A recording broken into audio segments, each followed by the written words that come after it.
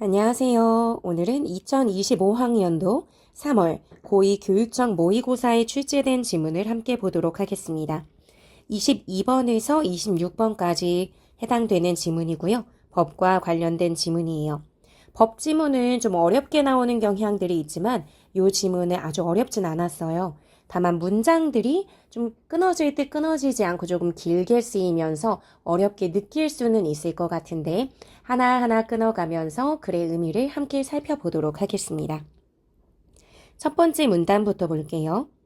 우리 법에서는 개인 간의 관계를 규율하는 법인 사법.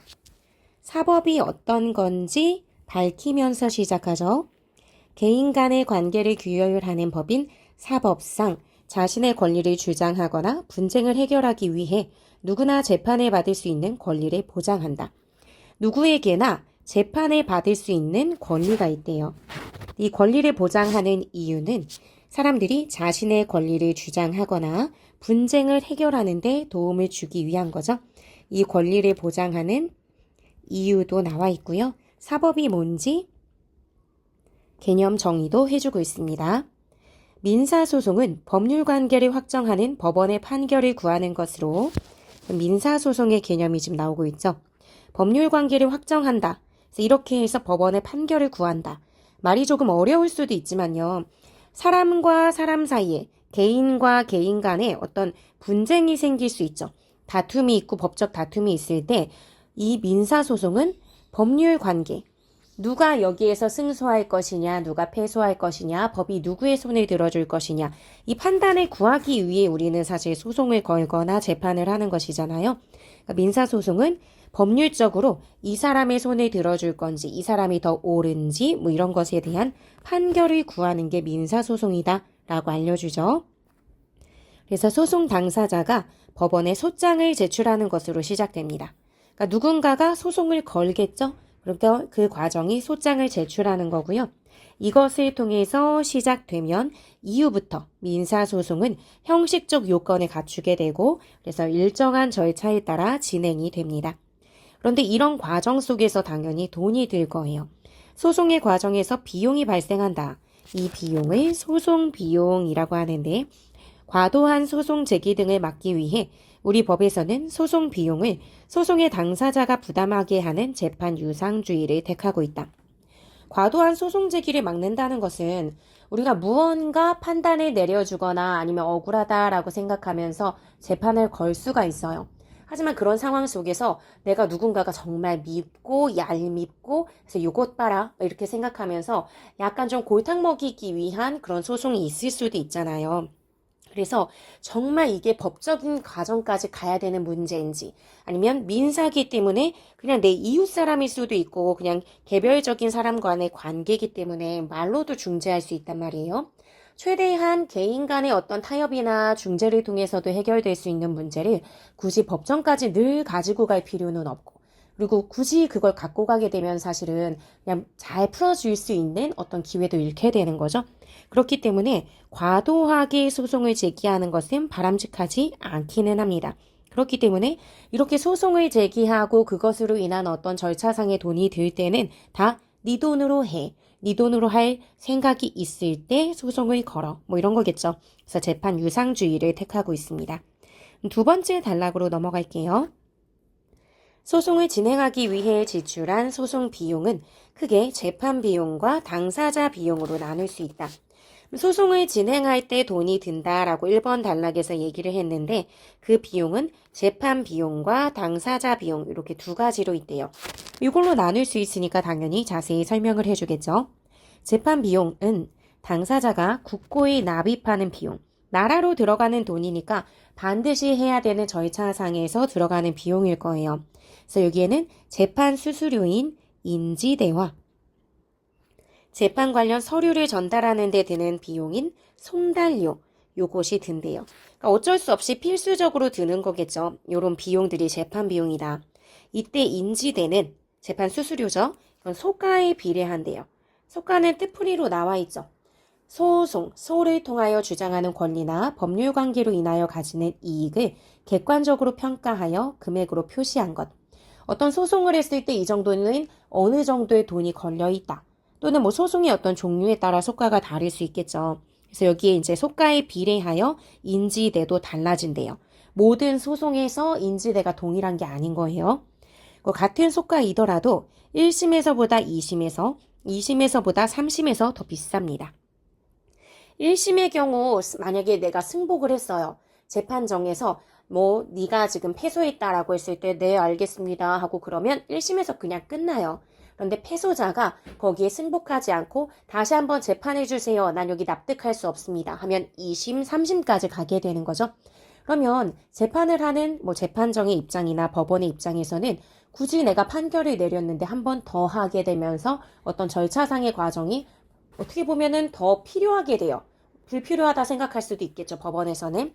그런 과정에서 아무런 제지 없이 그냥 이의 제기하면 무조건 2심, 3심 어떤 대가적인 부분에서의 돈을 더 지불할 필요도 없이 계속 진행이 되면 누구나 또 한 번쯤은 더 2심도 제기해보고 3심도 제기할 수 있잖아요.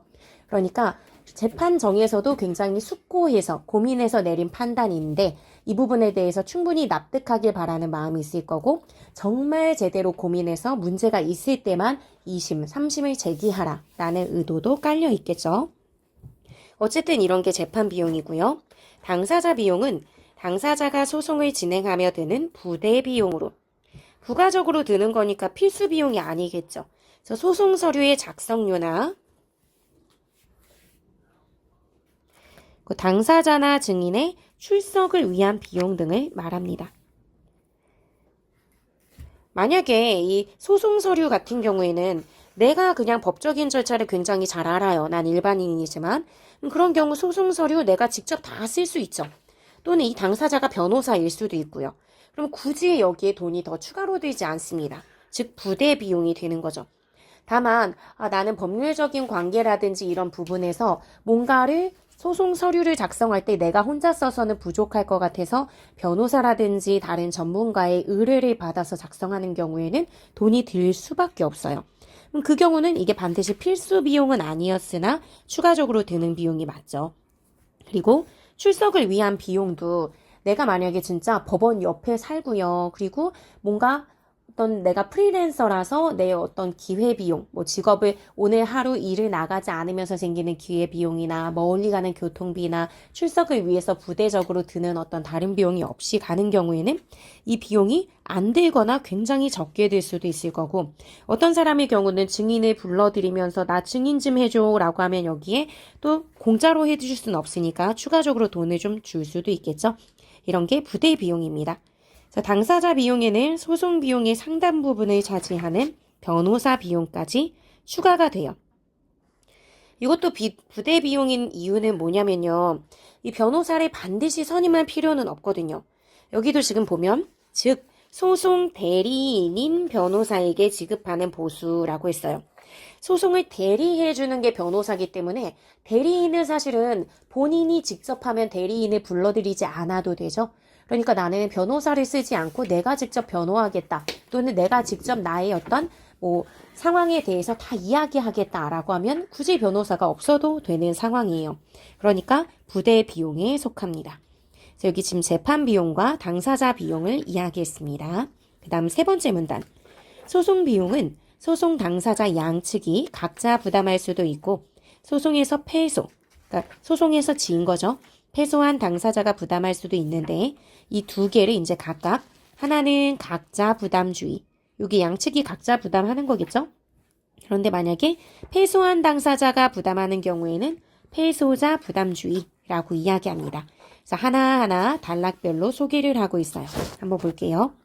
각자 부담주의는 변호사 비용을 비롯한 소송 비용을 소송 당사자 양측이 이미 용어에서 다 짐작이 됐겠지만 양측이 각각 부담하는 것입니다. 이는 소송에서 변호사를 반드시 선임해야 할 필요가 없으며 여기서 문장이 약간 길어지거든요. 정신 단단히 붙잡고 내용을 봐야 돼요. 이게 지금 한 문장이거든요. 이는 소송에서 변호사를 반드시 선임할 필요가 없으며 앞서서 얘기한 것처럼 변호사를 굳이 쓸 필요가 없기 때문에 굉장히 실질적으로 만약에 변호사를 안 쓰면 큰 돈이 들지 않을 수 있어요. 그러니까 구태여 이걸 누구에게 더 많이 부담해라 라고 하지 말고 그냥 각자 알아서 해, 알아서 해결해 라는 맥락이라는 거예요. 그리고 불법 행위로 인하여 변호사 비용이 초래된다는 개연성을 인정할 수 없으므로 변호사 비용을 불법 행위 자체로 인한 손해배상의 범위에 포함할 수 없다고 보기 때문이다. 만약에 내가 잘못한 게 아니라 상대가 잘못해서 내가 소송을 걸었거나 뭐 이런 상황이 되더라도 굳이 변호사 비용을 꼭 써야 된다는 개연성이 있는 것은 아니라는 거예요. 그래서 변호사 비용이 상대방이 뭐 혹시나 잘못했더라도 그 사람 때문에 변호사를 반드시 써야 된다는 개연성도 없고, 그러니까 손해배상의 범위에 포함하면 안 된다. 그렇기 때문에 가장 큰 덩어리가 이제 나가게 되는, 가장 큰 돈덩어리가 나가게 되는 이 변호사 비용이 나가지 않는다면 굳이 나머지는 그냥 전체적인 과정에서 출석 비용이라든지 아니면 서류 관련된 그런 돈인데 이걸 나누느니 각자 알아서 해. 그게 더 그냥 깔끔하니까 복잡하지 않고 이런 맥락인 거죠. 그러나 이게 이제 각자 부담주의의 특징이라면 또는 성격이라면 이게 또 문제가 있대요. 그러나 각자 부담주의는 대부분의 사람들이 변호사를 선임하여 소송에 임한다는 현실을 반영하지 못한다는 비판을 받고 있대요. 이게 지금 문제점 또는 각자 부담주의의 단점이라고 볼 수 있죠. 그러니까 이 말은 뭐냐면 만약에 선생님이 아무 죄도 없어요. 그런데 누가 선생님을 좋지 않게 봐서 선생님이 어떤 걸로 누명을 씌우든 명예훼손을 하든 선생님을 고발한 거예요. 그럼 그런 경우에는 이제 소송에 휘말리게 되겠죠. 그러면 선생님은 어쨌든 소송을 치러야 되고 선생님 법을 잘 몰라요. 그러면 상대방과 맞서기 위해서 잘 법을 알고 대처해 줄 수 있는 변호사를 선임할 수밖에 없습니다. 변호사를 선임하면서 몇백의 돈을 들 수가 있겠죠. 그래서 결국은 선생님이 죄가 없으니까 승소했어요. 승소했지만 그럼에도 불구하고 이긴 기분이 들지 않는 것은 내가 몇백의 돈을 날렸기 때문, 이렇게 될 수 있는 거거든요. 즉 대부분의 사람들은 법을 좀 잘 알지 못하거나 얄팍하게 아는 것으로 맞서 싸우기에는 좀 두렵기 때문에 대부분은 변호사를 선임합니다. 그렇게 되면은 결국 내가 이기더라도 큰 돈을 낭비하게 되죠. 그러니까 그런 부분 때문에 각자 부담주의를 하게 되면 내가 이기고도 돈을 많이 잃게 되는 그런 결과가 생겨요. 그런데 4번 문단처럼 패소자 부담주의를 하게 되면 내가 떳떳하고 내가 잘못이 없을 때는 법적인 과정이 좀 굉장히 번거롭고 좀 굉장히 고통스러운 그런 과정, 계속 뭐 법원에 왔다 갔다 해야 되는 건 번거롭다 하더라도 결국은 그래도 내가 돈을 쓰지는 않게 되는, 내가 죄도 짓지 않았는데 돈을 애꿎게 돈을 쓰게 되지 않는 결과가 생길 거예요. 그래서 그 내용을 한번 볼게요. 우리 법에서는 원칙적으로 패소자가 소송 비용을 부담하도록 한대요. 이걸 바로 패소자 부담주의. 그러니까 요런 억울함이 생기지 않도록 요걸 반영한 게 지금 현재 우리 법이다라고 생각을 해주시면 됩니다. 그래서 이런 패소자 부담주의를 취하고 있으며 법원이 이를 적절하게 정할 수 있다. 소송에서 전부 패소했다면 패소한 당사자가 소송 비용의 전부를 부담하는 게 원칙이래요. 그리고 일부 패소하였다면 패소한 비율에 따라 당사자 각각이 소송 비용을 분담한다 라고 이야기하죠. 어떤 친구들은 일부 패소와 전부 패소가 뭐죠? 그냥 패소면 패소 아닌가요? 라고 할 수도 있는데요. 뭔가 이제 소송에서 복잡하게 얽히게 되면 그 사람이 갖고 있는 죄목으로 드러놓은 게 뭐 5가지가 있을 수 있잖아요. 그래서 무슨 잘못도 했고 무슨 잘못도 했고 무슨 잘못도 해서 이런 걸 가지고 이제 판결을 내려달라라고 했을 때 법원이 판단할 때 1번, 2번은 정말 잘못을 했는데 3번은 법적인 처분을 받을 정도가 아니다 라고 판단할 수 있거든요. 그런 경우에는 1, 2번에 대해서는 패소자가 그 부분을 분담하게 되는 거고요. 3번에 대해서는 상대방이, 이제 그 상대방이 부담을 하게 되는 거겠죠. 나름대로 합리적일 수 있는 거죠. 모든 부분의 잘못이 아닌데 일단은 다 한번 걸어본다. 그래서 뭐라도 이기면 내가 이기는 거야. 이렇게 돼버리면은 그냥 다 아무거나 갖다가 붙일 수 있잖아요. 항목을 많게 만들어서. 그러니까 그런 일이 없게끔 만들어주는 겁니다. 그래서 이는 패소자의 고의나 과실 여부와 상관없이 패소자에게 소송이 제기된 상황에 법률상 책임을 부과함이 합당하다는 무과실 책임주의를 따르는 것이 대체로 정의의 관념에 부합한다고 생각하기 때문이다. 굉장히 힘든 문장이에요. 이것 역시. 하나의 문장인데 되게 복잡하게 쓰여 있거든요. 결국은 무과실 책임주의에 대해서 설명하는 문장이고요. 여기서는 일단은 패소했어요. 패소한 사람이 고의로 잘못을 했든지 아니면 내가 실수로 잘못을 했든지 아니면 그것도 아니든지 이것과 상관없이 어쨌거나 패소자에게는 이 소송이 제기되게 만든 거에 대한 책임이 있는 거죠.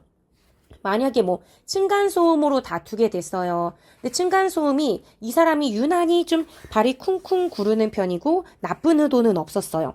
하지만 결국은 이 층간소음으로 아래층에 있는 사람이 너무 괴로워서 이 부분에 대해서 만약에 법적 다툼을 했다라고 하면 고의는 없지만 그런 부분에서 이런 법적 다툼까지 갈 정도로 되어버렸고 층간소음이 실제로 어떤 여러 가지 절차로 봤을 때 그 윗집이 너무나 잘못했다.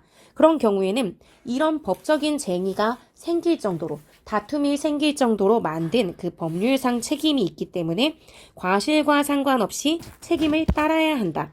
즉 패소자는 그냥 무조건 책임져.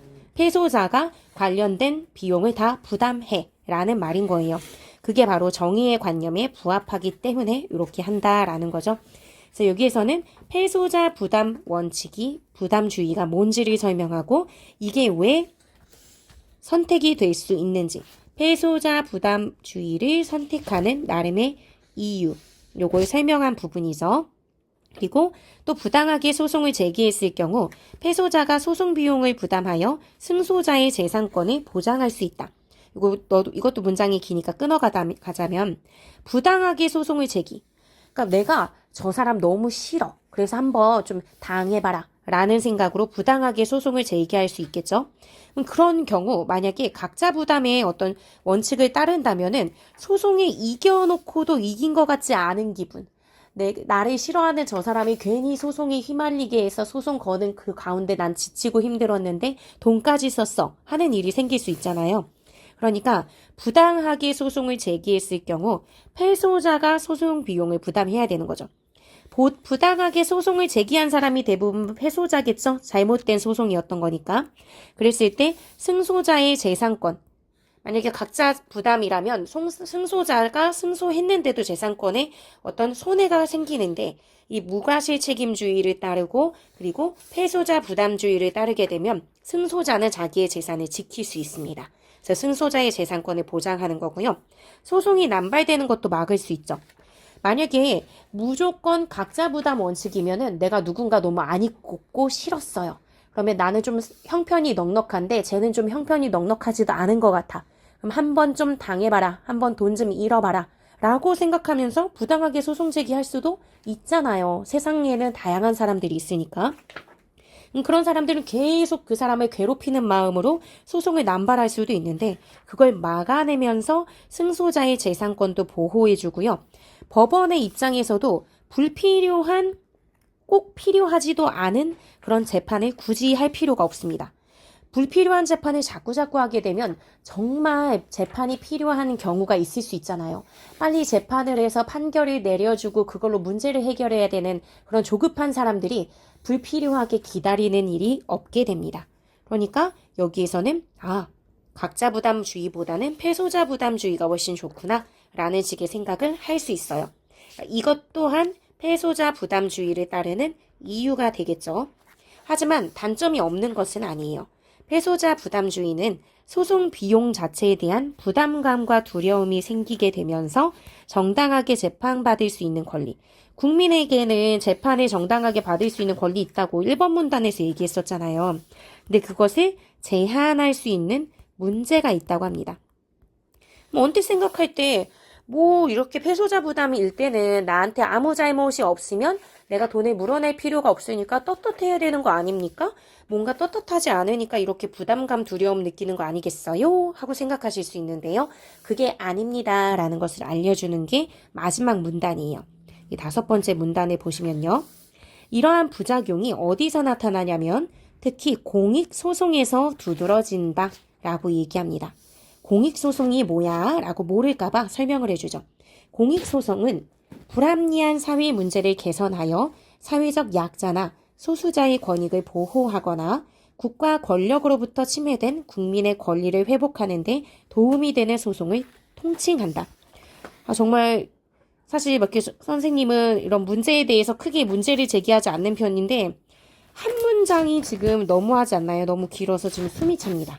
어쨌든 공익소송은 많은 사람들에게 침해된 국민의 권리를 회복하는 데 도움이 되는 소송, 이런 거를 통칭하는 거고요. 그 성격상 소송을 제기한 한 사람에게만 도움이 되는 게 아니라 나를 비롯해 또는 소송을 제기한 사람을 비롯해 불특정 다수를 피해에서 구제하려는 목적이 있어요. 그렇기 때문에 승소하는 경우에는 이익을 혼자서 가져가는 게 아니라 그 이익이 사회 전체로 돌아갈 수 있습니다. 하지만 패소하는 경우에는 소송을 제기한 당사자만 경제적 부담을 지죠. 패소했다고 해서 여기에 연결되는 모든 사람들 다 찾아가서 너도 돈 내, 너도 돈 내 이럴 수가 없죠. 뭐야 갑자기 당황스럽네? 막 이런 반응이 있을 거란 말이에요.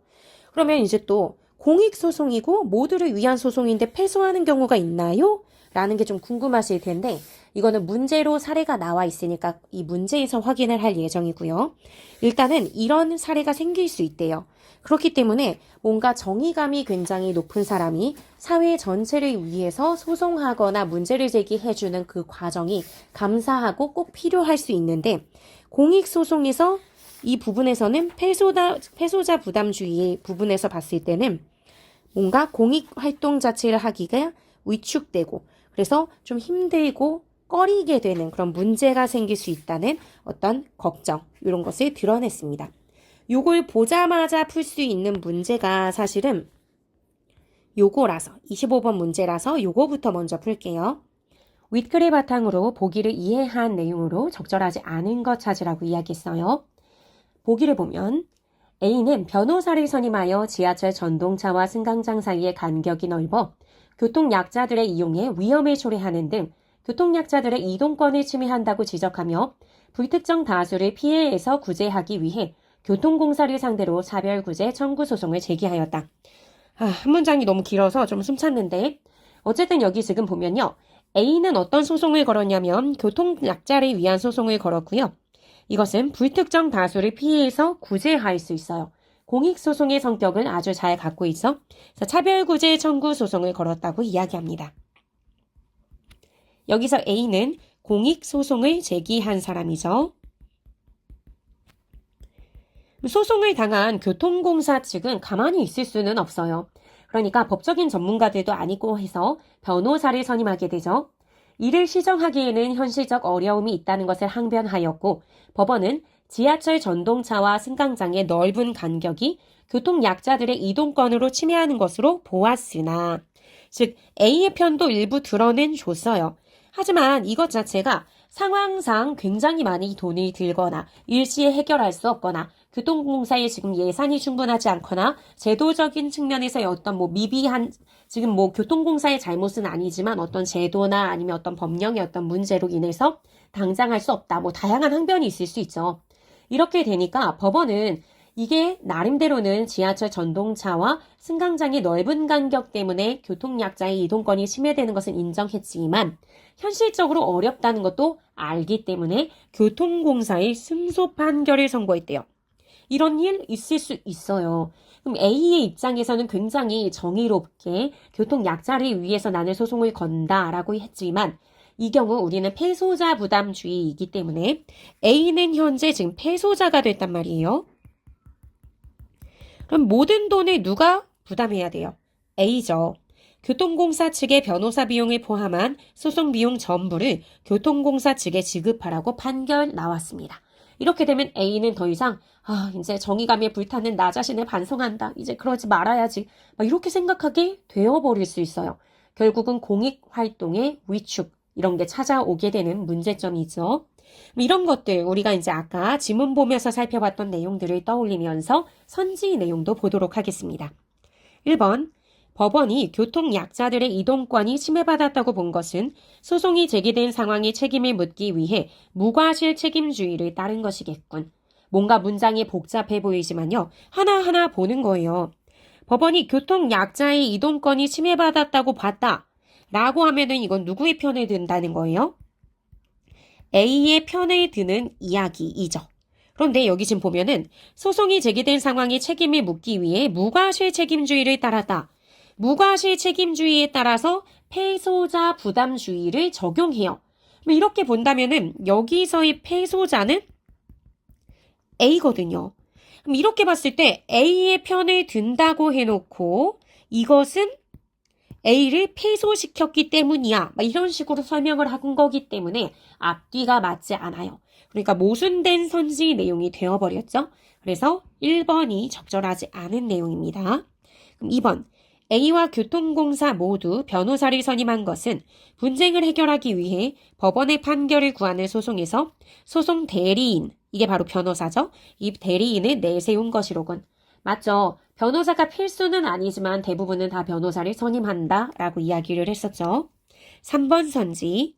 A가 교통공사를 상대로 제기한 차별구제 청구 소송은 불합리한 사회 문제를 개선하여 국민의 권리를 회복하려는 소송이겠군. 공익 소송의 내용이죠. 그래서 요거를 공익소송의 개념이라고 볼 수 있어요. 아주 적절하게 설명이 되어 있는 것이라고 볼 수 있습니다. 4번. A가 교통공사 측의 변호사 비용을 포함한 소송 비용 전부를 지급하라는 판결은 경제적 부담 당연히 느끼죠. 그러면서 공익활동이 위축될 수 있습니다. 그래서 패소자 부담주의에서 공익소송을 하는 경우의 문제점, 이게 지적됐던 거죠. 5번.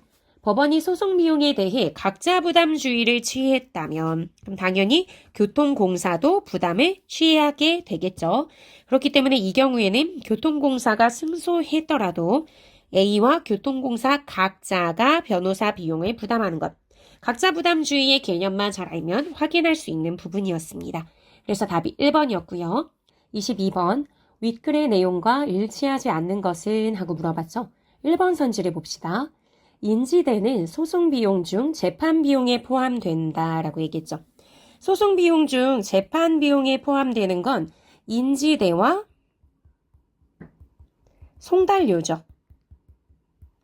그렇기 때문에 맞는 내용. 2번. 변호사 비용은 소송 서류의 작성료 등 당사자 비용을 포함한다라고 얘기했는데요. 당사자 비용에는 뭐가 포함이 되냐면 소송 서류의 작성료 더하기 출석 비용 그리고 변호사 비용이 포함되죠.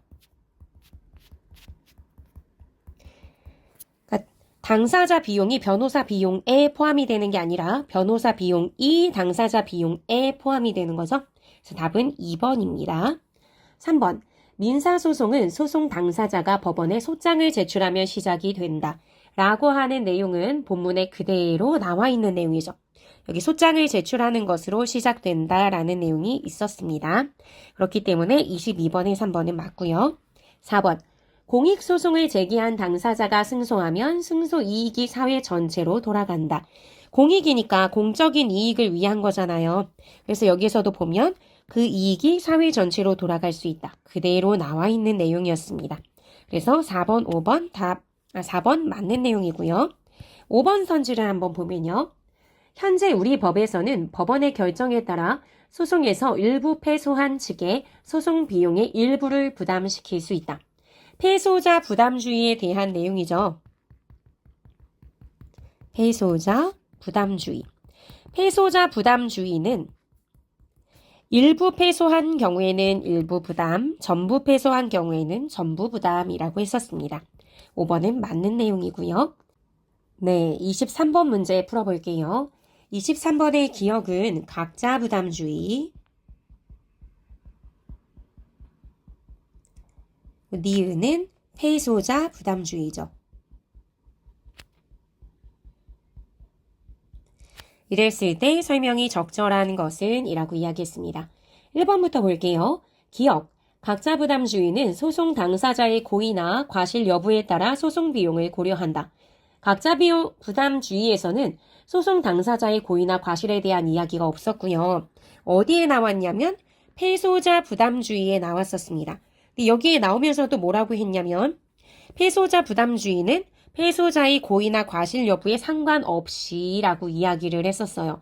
그렇기 때문에 여기에서는 패소자, 당사자가, 소송 당사자가 패소자가 될 수도 있잖아요.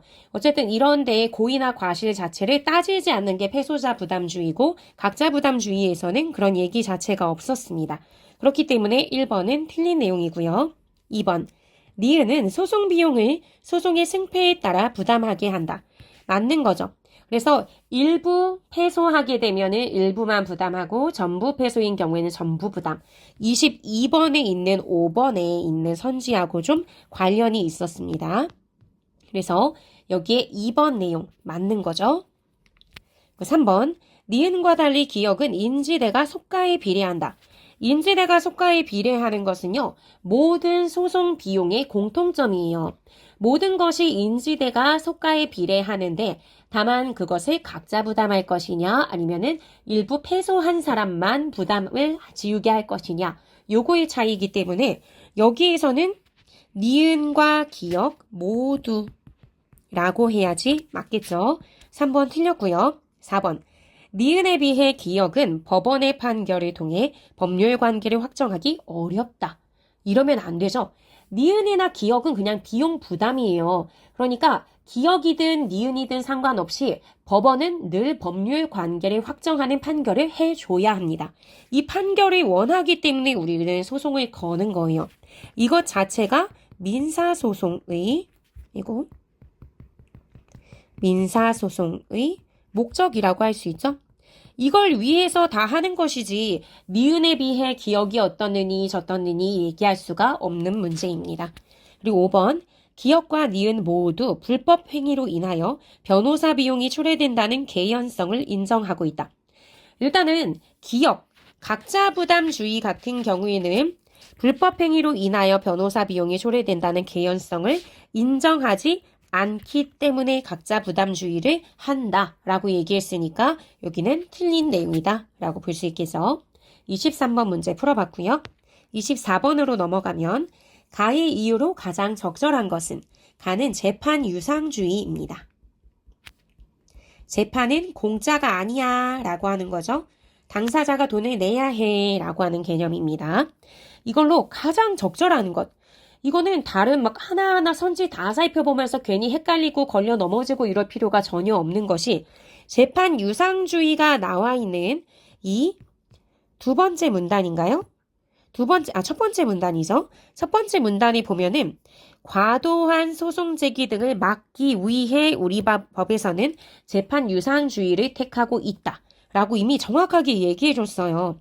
과도한 소송을 막는다는 것 자체가 부당하게 소송을 자꾸 사람들이 제기하는 걸 막는다는 거잖아요. 남발되는 게 과도한 거니까. 그래서 답을 찾는데 전혀 어려움이 없습니다. 24번은 답이 3번이고요. 마지막으로 26번 문제 볼게요. 문맥상 A에서 E까지와 바꿔쓰기에 가장 적절한 것은을 찾는 것입니다. 1번 A. A가 어떤 부분에 나와 있었냐면요. 여기에 지금 보면은 A가 여기입니다. 그래서 여기 누구나 재판을 받을 수 있는 권리를 보장한다라고 이야기했고요. 그걸 지금 문제에서는 누구나 재판을 수용할 권리를 보장한다. 누가 재판을 걸었어요. 마음에 안 들지만 어쨌든 수용 받아들여야지 이런 개념이란 말이에요. 그렇기 때문에 누구나 재판을 정당하게 요구하고 하나의 권리로서 받아들이고 내가 치르게 된다라고 하는 의미를 충분히 이 수용할이라는 부분에서는 담아내지 못합니다. 그래서 1번은 답이 될 수가 없고요. 2번 B가 나와 있는 부분이죠. 소송을 진행하기 위해 지출한 소송 비용은 크게 재판 비용과 당사자 비용으로 나눌 수 있다. 나눌 수 있다를 지금 문제에서는 분담할 수 있다라고 했어요. 우리 역할을 분담하다라고 하면 A와 B라고 하는 어떤 두 개의 역할이 있을 때 둘 다 하는 거예요? 하나만 하는 거예요? 하나만 하는 거죠. A만 하든 B만 하든. 근데 여기서는 소송 비용이 재판 비용과 당사자 비용으로 나뉘어져 있다 이 얘기이기 때문에 궁극적으로는 두 개 다 소송 비용으로 부담해야 됩니다. 그러니까 둘 중에 하나만 나눠서 맡아서 진행한다라는 의미를 갖지 않아요. 그러니까 분담할 수 있다로 바꿀 수가 없습니다. 그럼 세 번째, 여기 지금 막아라고 하는 부분이 있죠. 소송이 남발되는 것을 막아 법원의 부담을 덜 수도 있다 라고 하는 부분이고요. 문제에서는 뭐라고 했냐면은 방어해 라고 했어요. 소송이 남발되는 것을 방어해. 이렇게 되는 것은 공격이 이미 들어왔는데 하나하나 막아내면서 논리적으로 반박할 때 우리가 방어한다라고 얘기해요. 그런데 여기서는 아예 소송 자체를 원천 봉쇄해서 일어나지 않게끔 해주는 거기 때문에 적절하게 바꾼 것이라고 보기가 어렵습니다. 그 다음 D를 볼게요. D. 여기 보면 소송을 제기한 당사자가 승소할 경우 그 이익이 사회 전체로 돌아갈 수 있다. 근데 이거를 뭐라고 바꾼다 라고 했냐면 사회 전체로 우회할 수 있다 라고 했어요. 우회라는 것은 곧바로 가지 않고 우리가 길이 막히면 그 길 말고 다른 길로 우회해서 가자 라고 하는 거거든요. 그러니까 완전히 돌아서 가기 때문에 이제 완전히 피하는 거예요. 피한다 이런 의미로 생각해 봐도 될 것 같아요. 근데 여기서는 그 이익이 사회 전체로 우회해서, 즉 사회 전체가 아닌 다른 데로 피해가는 게 아니라 여기서는 그 사회에게 나누어 준다라는 개념이잖아요. 그러니까 우회할이라고 하면은 적절치 않죠. 그럼 남은 거 딱 하나밖에 없네요. 여기 지금 보면 공익활동 자체를 위축시키는 문제까지 일으킬 우려가 있다. 이걸 뭐라고 바꿔놨냐면 야기할 우려가 있다. 야기하다라는 것의 뜻은 어떤 일이나 사건 같은 것을 불러일으키다. 뭐 이런 거거든요. 그렇기 때문에 여기에서는 사건이 일어나다라고 하는 의미가 맞잖아요. 위축시키는 어떤 사건, 문제 상황이 일어났다. 야기됐다. 같은 맥락으로 쓰이고 있기 때문에 이 마지막 문제의 답은 5번이라고 볼 수 있습니다. 이렇게 해서 전체적인 문제풀이 다 마무리가 되었고요. 한 번 더 꼼꼼하게 살펴보면서 시험 준비 잘 해내시기 바랍니다. 모두 수고하셨습니다.